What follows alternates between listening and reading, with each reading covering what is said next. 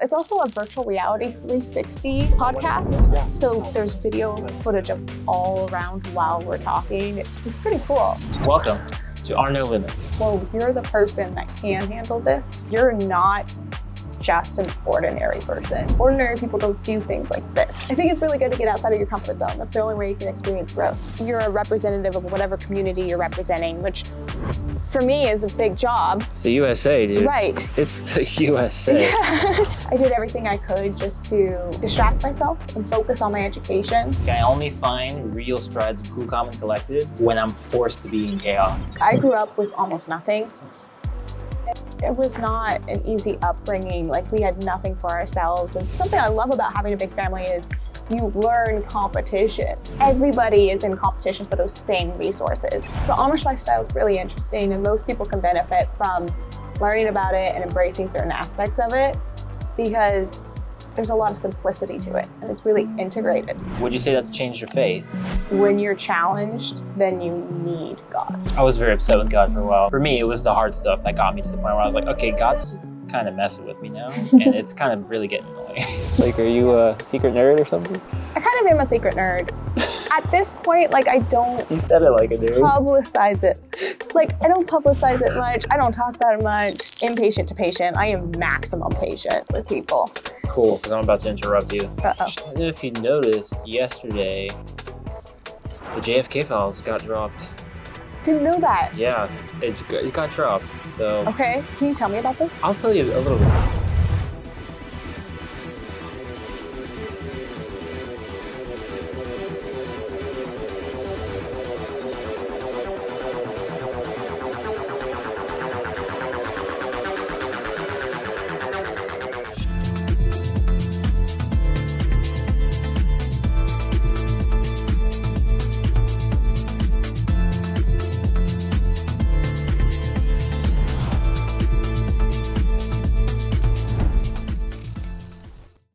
Really nice to meet appreciate it. This is Marlene's husband. Get over here. Kind of so proud of you. Oh, thank Have you you. been eating?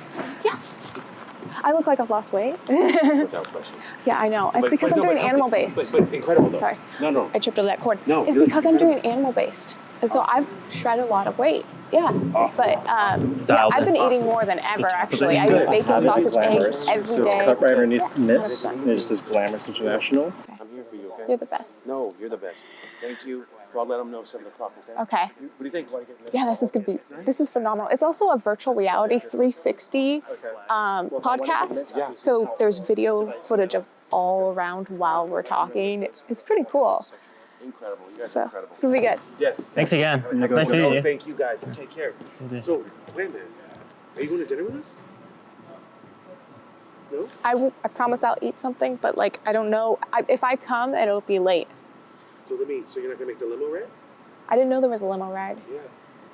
I think they're leaving at I don't want to 6:30. miss things. It's leaving at 6:30. Yeah, I will miss it. I promise I'll eat something if I'm leaving. You're not going to make the hook and reel? If it leaves at 6:30, what are people wearing? Whatever. So I could wear this? Okay. So well, I have to show you because I'm wearing a poncho for our new special podcast. But if it leaves at 6:30, we can try to finish up by then. Okay. Yeah. All right, I'll leave it alone then. All right. Thank you. Thank you. guys. Take care. Thanks, man. Appreciate it. Cool. All right, we're rolling. We've been rolling, so we kind of got a little Okay. bit of the behind the scenes. We're Okay. already in the metaverse. Yes, I do. Okay. You guys could just interrupt. You can interrupt. Okay. All right. Thanks, Ray. You're awesome. So as you guys can see, we're deep in the pageant realm right now. The metaverse is here. Say hi, Emily. And welcome to Our No Limits, where there are no limits. Meaning, you can say whatever you like. If you're compelled to go off the rails, you can go off the rails, and anything that you want to be redacted or cut out will be done post-production. Everybody gets the same treatment. So I really appreciate and want to protect people's freedom of speech, which means that also redacting if they want to get a little crazy. So it just kind of asks, or it compels people to kind of move into those waters. Right. But we also have a little more flexibility right now because USAID kind of getting their money taken away from them. So like we might have like 4 years where we can A like little bit of freedom. push the boundaries. Yeah. Okay. I am your guide, Arno. This is an emulation of the real world from the meta, and the aim of this show is to bring people from the VR space, whether they're seasoned explorers or just checking out the spaces. The aim is to find interesting conversations, compelling narratives, and maybe experiences that they'd like to partake in the real world. So come and join us at some point if you guys want to. The real world is where it's happening. The metaverse is cool and you can get a lot of things done there, but look, you get to meet people like Emily, so Miss USA. And speaking of which, we're gonna dive into our guest today. I got a bit of something written up for you because I can't just say this is Emily, right? Right. She got too many credentials. So, a financial advisor, a pageant queen, passionate about advocacy for autism and dementia. That was new for me. I didn't know that. Yeah, I work more so with dementia than autism. Okay. Yeah, I've worked with Autism Speaks probably 2018, 2019, so quite a few years ago. Dementia and Alzheimer's, definitely. Nice. I actually worked in memory care for a while. Oh. But my main platform is financial literacy. Okay. Because that's where I work right now. That's what my degree's in. Well, right now, we're doing something else completely different. And from winning Miss Regency to filming commercials, and then also you're just full of ambition and all around kind of just a winning player. So it's amazing to have you on the show. Strap in, guys. Get comfy, like, share, subscribe, and we're going to push beyond where there are no limits. But first and foremost, how do you feel, Emily? I'm really excited to be here. Okay. This has been a blessing in my life. It's an amazing opportunity. I'm feeling great. I've met all the girls. They are wonderful, all of my fellow competitors. The staff has been wonderful here, and it's just a lot of fun. Are you feeling the triple C's? I think it's really good to get outside of your comfort zone. That's the only way you can experience growth. Right. So this is really fun. Do you know what the triple C's are? No, tell me. Cool, calm, and collected. Cool, calm, and collected. I feel like I only find real strides of cool, calm, and collected when I'm forced to be in chaos. It's just like, okay, now I just have to think and do it. Yeah. Just there's no room for any processing. It's just implement. Right. But I hope that we can get you to feel a little more relaxed, a little more appreciated, ready for the week by giving you a gift. Because us here at Are No Limits really appreciate everything that you do, you worked on, spoken about. I've seen Emily throughout the internet and seen her working, and I just knew at some point I was going to be interviewing you. So we got you a little something. It's a bit of a mixed bag, so you get to dig around. Thank you. Do some digging, and then it's a big bag. You do some explaining. How exciting. Everyone needs These are amazing. Nobody knows my background, so they don't appreciate this, but I do. Farm socks are necessary. Yeah, I totally love this. I wear these all the time. Nice. Especially like the goat. Yeah, I was looking for goat socks and they were really hard to come by, and I was like, okay, I'll get animal socks, farm socks. Yeah, these are wonderful. Yeah, I've got turkeys at my property. They've been waking me up every day right now. Nice. Looks like you might have a... Okay, we're good. So everything else is relatively on theme. Okay. So, let's see what we got here. Oh, that's cute. You told me to bring you a goat. So I brought you a kid. Perfect. There's your kid. Take care of the kid. I don't have any. Take care of the kid. You got one. I have one. I was thinking about maybe bringing you one of the baby goats that we had because my... Are you serious? Yeah, but the guy was trying to get rid of it. So. You have baby goats? I have baby goats, yeah. I have, I forgot, they were the dwarf... Nigerian dwarfs? Nigerian? Yeah. Nigerian dwarfs. Not Norwegian. Nigerian. Okay, Nigerian dwarfs, yeah. So we had some by surprise. We got a goat and it came pregnant. Yeah. Unbeknownst to us, it had twins. Oh my goodness. Yeah, so one of them's a boy and they're kind of afraid of him just populating the whole... Yeah. So we're trying to get rid of him. Something really interesting about goats, and sheep as well, they almost always have twins. Typically the first time around, it's a single because they're not used to it, but then after that, it's almost always twins. It like activates? Right, yeah. I don't know what it is about their reproductive systems, but when I was really little, we had a bunch of Nigerian dwarfs.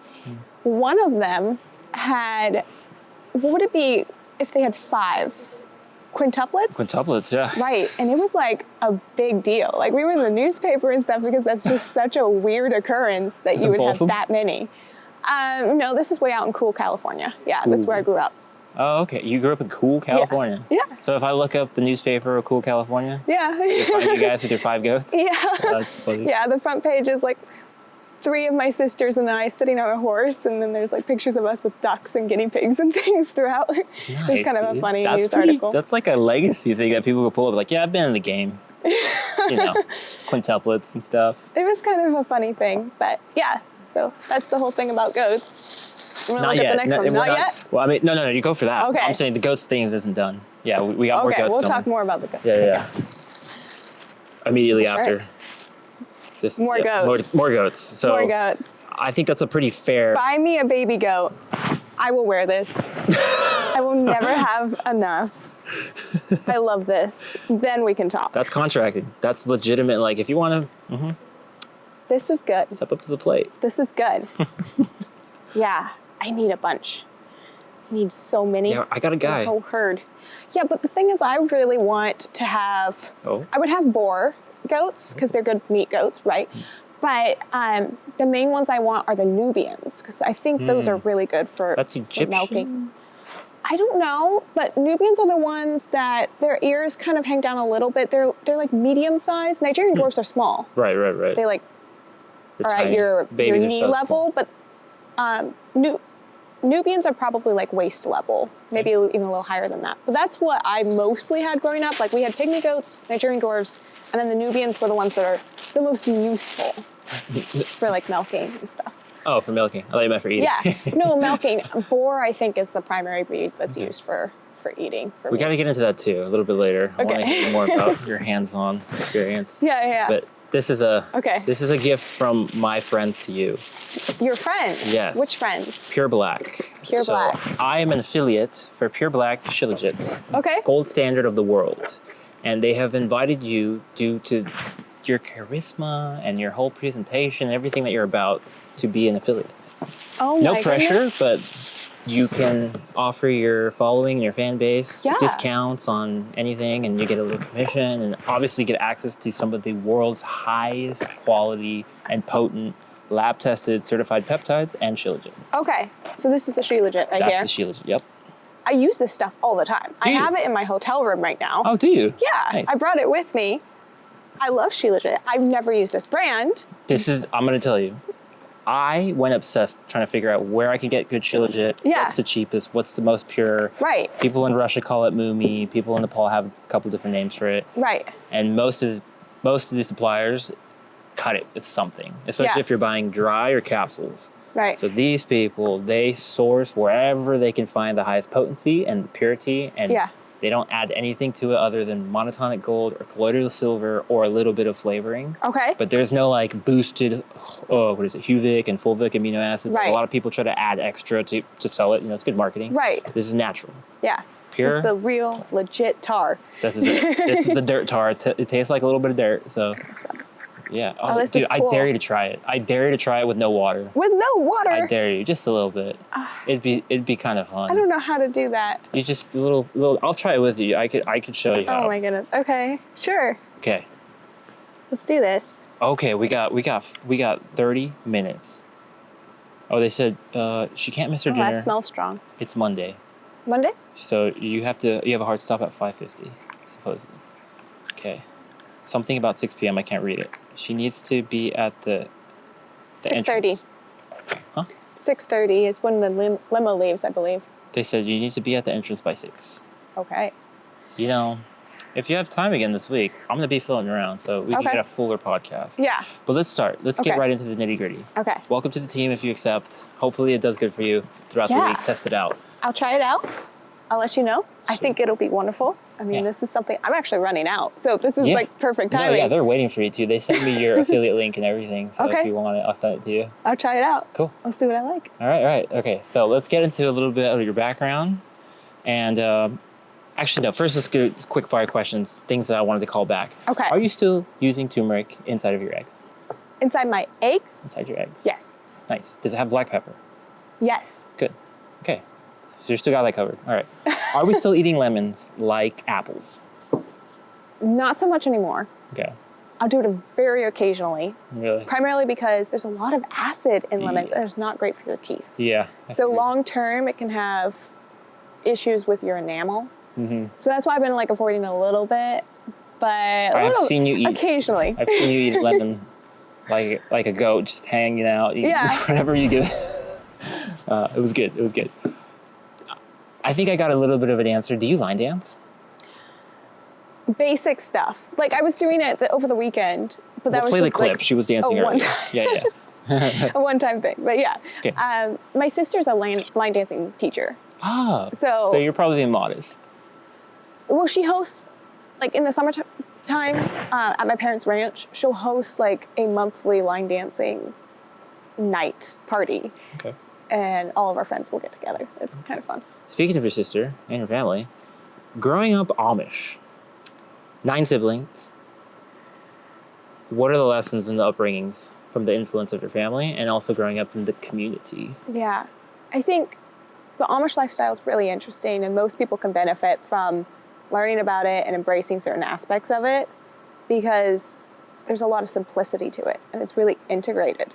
So in normal Western civilization and American culture, we compartmentalize our life by going to work for 8 hours a day, then getting off work, driving to the gym, working out for an hour, coming home, spending a couple hours with our family over dinner, and then numbing ourselves in front of a TV or our black box.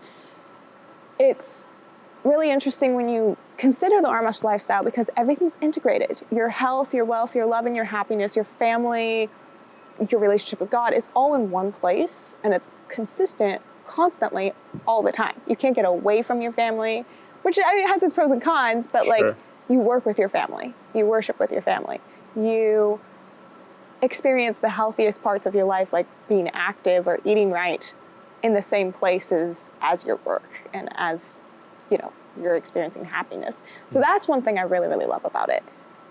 I got to have a little run-in with the Amish a couple months ago in Pennsylvania.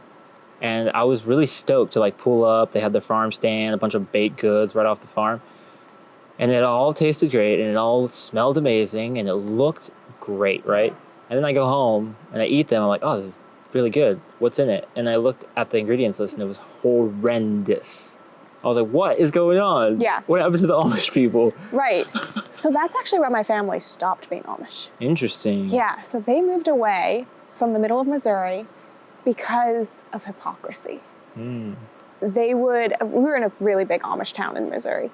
And you were there too? No, my family, sorry. This was okay. before I was born. But they remember seeing people, like high school kids, riding their bikes with boom boxes on the back. And they would do the exact things that they were trying to isolate themselves from. And not that I'm trying to speak poorly of them, it's just that so many of them, especially the younger ones, allow for there to be worldly influences. Right. I could see how that maybe it's been evolving over the course of the 21st century. Like the goal was to isolate yourself from the rest of the world and really just have an ideal utopian community where no influences that were non-religious could be involved. So you have less temptation, but the reality is there's a lot of temptation there. Right, yeah. I think probably mostly coming from the fact that they are just so disciplined. And the second that you get like an opportunity, it's like shiny object syndrome. Something completely new. And they almost embrace it. Upon adulthood, you go and you experience all of the things that you're not supposed to do. Right. Yeah. So being from a big family, I believe the number is like 23 nieces. 24. 24 now. Somebody popped out 24 nieces and nephews. Nice. Yeah. Who's the new kid on the block? Eve. Eve. Yeah, Welcome, she's in Eve. Florida. So Eve, and then I've got twin nieces above her, but a lot of my nieces and nephews are almost high school age. How would you say, like, the family, now the new family? Because at first it's like you grew up in a big family, but you guys have all taken the reins into your own family's life or your older siblings. Right. And you've expanded the tribe. Right. How does that shape current success now? Current ambition? Yeah.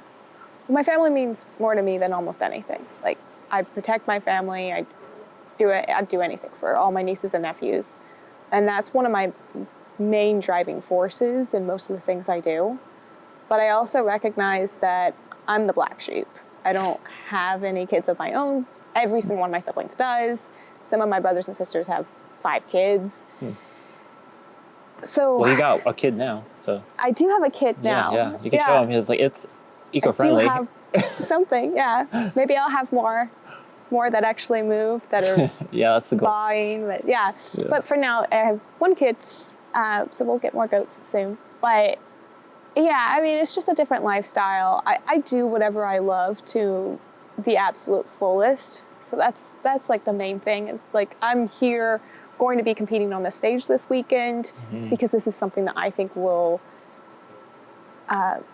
give me life experience and help me grow as an individual. It's a great opportunity, but it's something that I just love. Like, I haven't been on a stage in probably 6 months for an actual competition, but it's almost like an addiction. Right. Yeah. Yeah. Especially because it's pretty high stimulus. There's a lot of things happening in this circuit. Yeah, it's wonderful to just take that moment. And then the prep work really dives into your own personal self-narrative, understanding your why, your mission, supporting causes. Like, most people think that a beauty pageant is just lining a bunch of pretty girls up and picking out the prettiest one. Well, if that was the case, why would we be here and actually have an actual competition? Like, what would be the point of that? So it's really a performance-based thing. I would even call it a sport, just in my personal opinion. Yeah. Because there's a lot of technique to it. There's for sure. There's coaching. There's a reason why you have to work hard. And your background plays a huge role, too. I feel like if you don't really show up with much merit, other than just, like, being able to speak publicly and do a catwalk, it's kind of not interesting. Yeah. No, I definitely think your story matters a lot.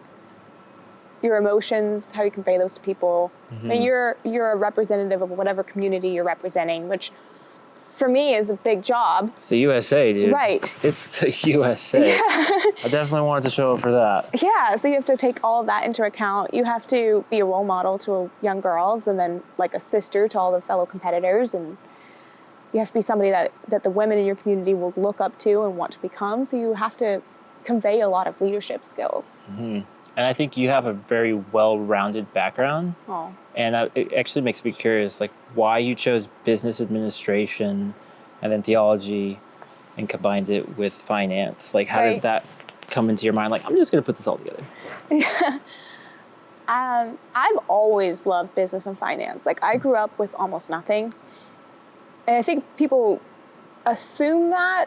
I hope people assume that when they hear that I come from a big family. But yeah, I mean, it was not an easy upbringing. Like, we had nothing for ourselves. And something I love about having a big family is you learn competition, because there's such a small amount of resources is limited, and everybody is in competition for those same resources. And when I was younger, I just sacrificed so that everybody else could take those resources, and I lacked confidence. I was shy, introverted, and I knew I cared so much about these people, and I thought it was what I had to do. Like, I thought I had to sacrifice who I was, let other people speak up, let them take whatever it was that we had. But at some point you're able to create your own identity and create your own family and create everything else. What was your some point where you're like, you know what, I gotta start doing stuff for me? It was when I was 18. Like, I think 15, 16, 17, 18, like, all those years were really tough for me, just in terms of personal development. When I was 15, I was in high school. I graduated high school when I was 15. But when I was 15, one of my older sisters, she got pregnant, and her boyfriend at the time was 16. He was only a year older than me, and she was 19. Oh, dang. Yeah. And it was really tough. You're the black sheep? No, just kidding. I'm just kidding. Well, I was bullied a lot at my high school campus. We went to the same high school. And she was not in high school at that point, but I went to the same high school as him. And so I was bullied a lot. And at home it was, Yeah. I see. And with my conservative upbringing and background in our church community, my parents had a lot of, there was a lot of arguments happening at home. So Sure. I tried to stay away. And I did everything I could just to distract myself and focus on my education. I was doing independent study. And at some point I was homeschooled through the summer months. And all I wanted to do was graduate high school as soon as possible. We have a very similar background. Yeah. Very. Well, my mom growing up, my whole childhood, she had Lyme disease. And at that point, it was really, really bad. Dang. It was super bad. And so I didn't know if she'd be around anymore. I just wanted her to see me in college, see me graduate. And How's so I she did it doing for now? my family. I did it for my family more than anything, the pushing to meet that goal. How's your mom doing now? She's good. She's the best she's ever been. Really? Yeah, I mean, You she get her still dialed has... in? Lyme disease is a long-term thing. You can't just recover. The way that it works is that there's spirochetes. They're little parasites. They drill into your blood cells and they lay eggs, and it causes long-term damage. And they don't just affect one part of your body, so everything is affected. So because of that, she's had cancer. She's had organs shut down. Staph infection. She had a staph infection. She has neurological damage. Oof. Yeah, she's got neuropathy. So many different problems, but her energy's better now, and at least she's not bedridden anymore. Right. Yeah. And in this day and age too, especially with the advancements, the ridiculous amounts of advancements in AI. I don't know how much you keep up with the space. It is a very hard place to keep up with, for one, and then also very whelming. Right. Because it's just constantly evolving and it's exponentially moving the trajectory. And a big shift that I'm seeing is medical. There's all sorts of easy algorithms and chatbots. I can just put all sorts of data that are just scattered and then kind of make it all contextual. And there's all sorts of great new remedies and cures and stuff happening just because we have more optimized computation. Yeah. So your mom might be able to bounce back better than ever in the next, who knows, Yeah. however long it takes for these types of advancements to get really refined. Right. I think the main thing is, moving forward, if we can somehow figure out, first, to bring more awareness and attention to Lyme disease. Definitely. I think a lot of people have it and they don't know it. It's in a dormant state for a lot of people. And it doesn't just get you when you get bit by a tick. Although I'm sure she was bit by a million ticks in Missouri. They had a lot of ticks out there. I mean, the bugs were horrible. When I was out there last, I got a chicker on my head, and it felt like fire. It was horrible. But yeah, the bugs are bad. But it doesn't just happen that way. I think it can spread through any bodily fluids. So I have to really be careful. Sure, right. Yeah. I'm sure that's probably why you're so disciplined with your diet. Would you say that's changed your faith? Getting closer to the brink of ailments, I guess, or death, or seeing a loved one kind of going through that. Has that altered your faith at all? Maybe deepened it? Yeah, I think when you're going through anything tough, that's when you need God the most. Yeah. And you look for him the most. Mm-hmm. When things are easy, I think sometimes you ignore him. Because, at that point, one of the easiest ways to get close to God is through gratitude. But when you're challenged, then you need God. Mm-hmm. I was very upset with God for a while. I was the opposite, just for a fun little, what do we call it? Anecdotal. For me, it was the hard stuff that got me to the point where I was like, okay, God's just kind of messing with me now. And it's kind of really getting annoying. Yeah. It was a long couple of years, but then afterwards I was like, oh, he was setting me up. Yeah. It was a bigger plan. I'm a believer in God not giving you challenges that you can't handle. Mm-hmm. So, something like this, even welcoming the hard stuff, I think just makes you grow as an individual. And it's well, you're the person that can handle this. You're not just an ordinary person. Right. Ordinary people don't do things like this. No. Would you say that your faith intersects with, let's say, the more mundane things like finance or just ordinary life? Right. Yeah. I think generosity is really big to me. Like, I really want to be generous. You were talking to me before our conversation about a place in Mexico. Like, that is something I would love to do. Find some place in a third world country and just pour into it. Build a church, build a community, like make sure that community is thriving and change those people's lives, impact them in a real, tangible way for every generation moving forward. So that's a major goal. I also just really wanted to, I wanted to travel. That was really important to me because I was in such an isolated environment. We didn't go anywhere besides church. I was homeschooled up until 6th grade. Nice. And there's no traveling in a family with 10 kids. Yeah, everybody watching this, like, you're hitting all the check marks. It's like based. Obviously, it was probably harder going through it, but like, yeah, I think for the better. Yeah. Those are the new forms of education, or I guess they're not even new, but the preferred after the last couple of years. So maybe you lucked out. Yeah. I liked being protected when I was little, but at the time, it was a little bit tough. Like, I really wanted my parents to just do some things that were normal. Like, I remember begging them. I'm like, can we just pretend there's a Santa Claus? And could you just put me in a public school for just a few days? Like, I just want to ride a school bus. And then I got my wish when I was in high school, because I went to a public high school for a short period of time. I actually jumped around from high school to high school all in the same year and then graduated in the same year. But like, that experience, it was good. It gave me a little bit of perspective, but I'm glad my parents didn't put me in it earlier than that. I'm glad I didn't have to, like, be raised in a public school environment, especially with what they're teaching these days.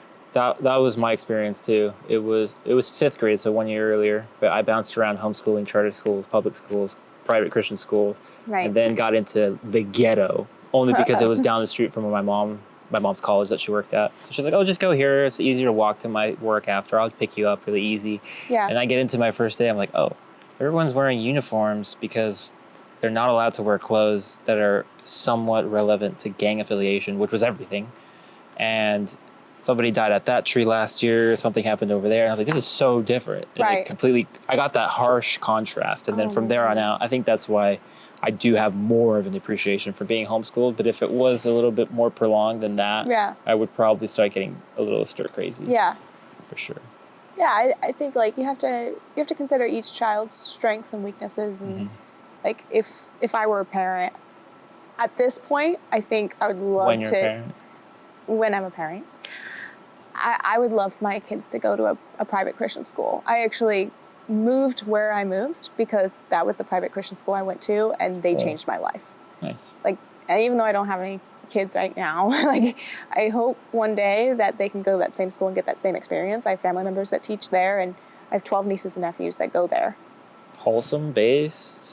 I don't know what else we got going on. I think we just finished the podcast. I actually have a bit of a curveball question. Okay. Just to get into a bit of a fun topic. I want to know what kind of level of nerd you're at. Because I've seen some pretty canon cosplaying happening on your Instagram. Just like, okay, we got Spider-Man, we got Wonder Woman. Like, it's looking pretty good. Like, why? How did you get here? Like, are you a secret nerd or something? I kind of am a secret nerd. At this point, like, I don't... You said it like a nerd. ...publicize it. Like, I don't publicize it much. I don't talk about it much. But I do occasionally play video games. I loved Star Wars growing up. Like, a lot of different series. Sci-fi is my favorite movie genre. Like... Same? Yeah, I like all kinds of things. This morning, we were in a workshop when I first got to this venue for the pageant. And... they asked every single person in the room as an icebreaker, like, what was the last song you listened to? And everybody stood up and was talking about all these empowering songs. And I remember standing up and I was like, I was listening to the Tron playlist that Daft Punk made. That's so good. I love that one. And everyone was just like, what? And it was just... there's a I think Kid Cudi's on there too. Somebody's on there. He like did a remix. I know that's why he did a remix of one of the main songs, Flynn's Son. Yes. Oh, such a good song. I listened to that this morning too. Did you really? Yeah. That's a good one, dude. I love that. Yeah. Let's get into the dementia, because I never heard any of that. Never seen that in your persona online. So I'm curious for sure. Yeah. Well, so I work in finance right now. I work for Capital Wealth Planners, and we do 401k management. And that's basically it. And it's a women-owned, women-operated business that works with basically women, female business owners. But when I got out of college, first I worked at Merrill Lynch. That was my first job. I was a client associate there. And then I attempted to be a financial advisor on my own. And I was working, because I do everything to the best of my abilities, I was working 16 hours a day, studying for all of my exams to be a financial planner, and it was just so much. And then I had a lot of health issues at the time, and I was doing a million different things. I had pageant titles. Well, I burnt myself out. I worked way, way too much. So I took a step back, and I gave myself a little bit of break. I have rental properties. I have investments going on just because I have this finance background, and I've sacrificed a lot to get to that point. So I took a little break, worked from home, just very, very small amounts of time. And then I kind of was stir crazy. So I had to figure out something to do, and I just wanted to change the pace. So I had a friend that worked at a memory care senior living community. And I became a memory care director for about a year, actually. It was really cool. Like, those people became my best friends. A lot of them had very aggressive tendencies. There's over 400 different types of dementia. So some of these people had Lewy body, which is really aggressive form. And you constantly see people's change in behaviors. Hallucinations were so common among my residents. But I loved it. Like, those people just wanted to be loved and cared about. They were confused. You seem like a very patient person. Yeah, I'm really patient. I mean, growing up in a big family, resilience, adaptability, patience is definitely one. Yeah. So I'd say, like, on the scale of, like, impatient to patient, I am maximum patient with people. Cool, because I'm about to interrupt you. Uh-oh. 3 minutes left. I wanted to ask you one more question. Potentially a little bit saucy. I have noticed some of the people that you've liked and followed or kind of interacted with on social media. I was like, oh, cool. I didn't know that she was in that realm. Okay. But just something light, surface level. I don't know if you noticed yesterday, the JFK files got dropped. Didn't know that. Yeah, it got dropped. So. Okay. Can you tell me about this? I'll tell you a little bit. I think it's worth looking in because there's a lot of history that starts getting pulled into the mix from the mob and the CIA and secret societies that were built and fundamentally started for hundreds of years and protected in secrecy from Europe. And there's a particular group that's been kind of popular lately in the news and in the counterculture, I guess, in social media. There was a big proponent of that in the JFK files. Okay. And yeah, then the day after, which is today, the ceasefire in Palestine got lifted, so things are kind of just getting crazy. It might have been like too much heat, and then they just kind of wanted to maybe have a stance. Yeah. Yeah. Wow. Lots is happening. That's wild. Mm-hmm. Yeah, I've been out of the loop because I've been here and just focused. But I bet I'm gonna need to do some research. That's something worth looking into for sure. Yeah. I'm sure you'd be curious. I'm curious. I haven't heard anything from my family. Typically, they're the ones that give me my news because there's constantly just so much happening these days. Yeah. I'm sure most people, I feel like, have missed it. And I just happened to be browsing on the drive. Yeah. So. Well, we know all the major media outlets are owned by the other party. Right. So it's easy to control the narrative, or at least not amplify it. Right. I mean, for now, like I said, USAID got some funding cut, so we should be good for about 4 years. Yeah, right? And then we'll go to jail, so I'll see you in jail. All right. No, you're good for now, unless we meet again and we have another podcast and you talk more, but visit me in jail. Will do. But on that note, we have run out of time. Okay. It has been a pleasure. Thanks for having me. I hope to see you again. Yeah. Maybe get another interview in. Right. Let's do that. That'd be great. I'll be in town. And thank you guys for joining us. And don't forget that in this life, there are no limits. See you next time. Thanks, Emily. You're welcome. Thank you. Yeah. those are going to be great and wholesome clips for sure. Oh my goodness. What time is it? It is barely about to be 5:50 on the morning. Oh, okay. You gave me some time. I gave you some time.